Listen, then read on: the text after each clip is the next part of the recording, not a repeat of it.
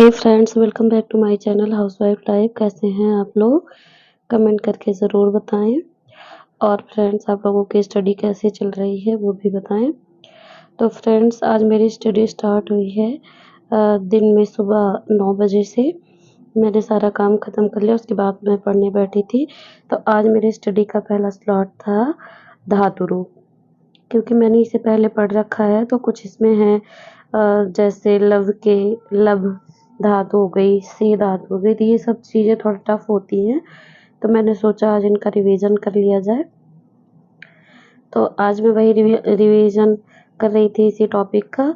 और मैं कोई भी चीज़ पढ़ती हूँ, अगर मुझे लगता है कि मैं इसे भूल जाऊँगी या फिर हो सकता है कि कुछ टाइम के बाद ही मेरे माइंड से निकल जाए, तो मैं उस चीज़ को लिखती ज़रूर हूँ। क्योंकि मैं उसे लिख देती हूँ तो वो एक ग्राफ सा मेरे माइंड में बन जाता है।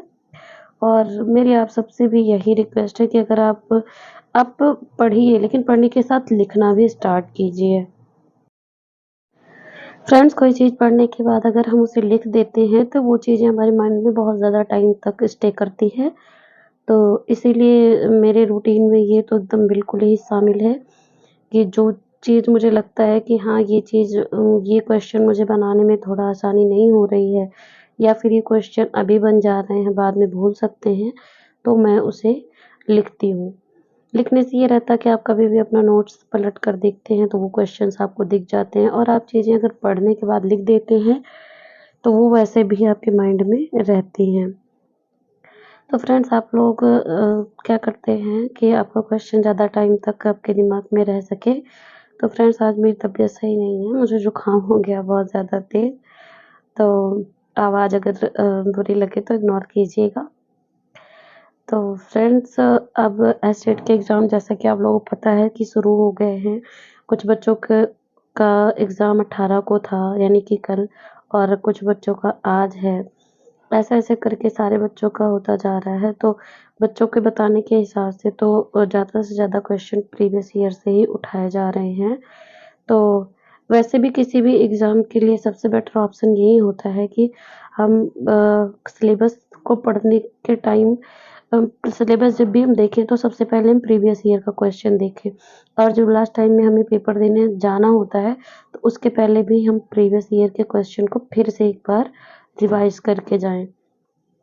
क्योंकि हो सकता है वो क्वेश्चन ना आए, लेकिन वो टॉपिक तो पता हो जाते हैं ना फ्रेंड्स कि इसी टॉपिक से क्वेश्चन उठाए जा रहे हैं। तो इसलिए हम लोगों को पढ़ने में आसानी हो जाती है। तो जब भी आप किसी चीज़ की प्रिपरेशन करें तो आपकी प्रिपरेशन से पहले जितने भी पेपर हुए हैं उस परीक्षा के, आप पहले उसका एनालिसिस करें, उसे पढ़ें, उसमें देखें कि किस लेवल का पेपर आ रहा है। मैं ऐसा ही करती हूँ फ्रेंड्स। क्योंकि और आप ये मैं तो ये भी करती हूँ फ्रेंड्स, आप भी कर सकते हैं कि मैं उसमें देखती हूँ कि किस-किस टॉपिक से ज़्यादा क्वेश्चन उठाए गए हैं, और क्या हर बार यही रूटीन रहता है या फिर चेंज हो रहा है। फ्रेंड्स, अब हमें अपनी जिस भी एग्ज़ाम की तैयारी हम कर रहे होते हैं, हमें उस चीज़ का सिलेबस पता होता है, और उस सिलेबस में भी हमें वो टॉपिक पते होते हैं। वो टॉपिक हमें मालूम होता है जिन टॉपिक से ज़्यादा क्वेश्चन उठाए जा रहे हैं। तो सिलेबस को कंप्लीट करने में और एग्ज़ाम को क्रैक करने में हमें बहुत ज़्यादा हेल्प मिलती है। तो आई होप आप लोग भी ऐसा ही करते होंगे। तो मैं तो ऐसे ही करती हूँ फ्रेंड्स, क्योंकि प्रीवियस ईयर देखने से ही ये पता चल जाता है। तो मेरा भी एग्ज़ाम लगा हुआ है फ्रेंड्स, तो मैं भी फटाफट रिवीज़न में लग गई हूँ। और जैसा कि मैंने आप लोगों को पहले भी बताया था कि मैं नाइट में ज़्यादा देर नहीं पढ़ पाती हूँ, और मेरा ज़्यादा से ज़्यादा स्टडी रूटीन दिन का ही है, क्योंकि दिन भर मेरे रूम पे कोई नहीं होता, मैं अकेले ही रहती हूँ। तो मैं पढ़ती हूँ। आई होप आप लोग भी अपना ज़्यादा से ज़्यादा टाइम पढ़ाई में ही यूटिलाइज़ करते होंगे, क्योंकि अगर पढ़ाई के टाइम पे हम लोगों ने इधर-उधर की बातें की, फ़ोन चलाया या फिर दोस्तों के साथ घूमे, तो ये सब चीज़ें कहीं न कहीं हमें नुकसान पहुँचाती हैं फ्रेंड्स, जो हमें आगे चल के पता चलेगी। अभी तो नहीं पता चलता है, जब हम एग्ज़ाम में फ़ेल हो जाते हैं, क्रैक नहीं कर पाते हैं, तब हमें लगता है कि हाँ, जब हम घूम रहे थे उस टाइम पढ़ाई कर लिया होता तो ऐसा नहीं होता। तो फ्रेंड्स, आपको हमारे ब्लॉग कैसे लगते हैं? कमेंट करके ज़रूर बताएँ। और अगर आप हमारे चैनल पे पहली बार हैं, तो वीडियो को लाइक, शेयर और चैनल को सब्सक्राइब ज़रूर करें। तो फ्रेंड्स मिलेंगे फिर एक और नए मोटिवेशनल स्टडी वीडियो के साथ। धन्यवाद फ्रेंड्स।